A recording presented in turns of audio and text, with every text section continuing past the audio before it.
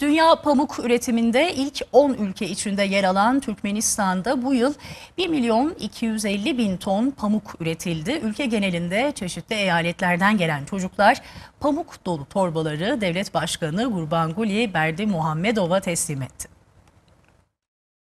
Türkmenistan'da pamuk hasadının sona ermesiyle büyük bir sevinç yaşandı. Ülkede bağımsızlığın 30. yılında 1.250.000 ton pamuk üretimi gerçekleştirildi. Türkmenistan'ın Akhal, Balkan, Daşoğuz, Lebap ve Mari bölgelerini temsil eden çocuklar, kırsal emekçilerin zaferini temsil eden pamuk torbalarını devlet başkanına teslim etti.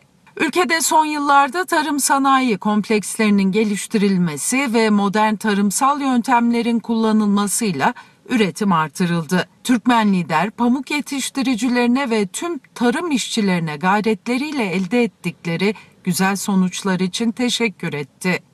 Tekstil sektörü için önemli bir ham madde olan pamuk, Türkmenistan'da beyaz altın olarak biliniyor ve dünyanın dört bir yanına ihraç ediliyor.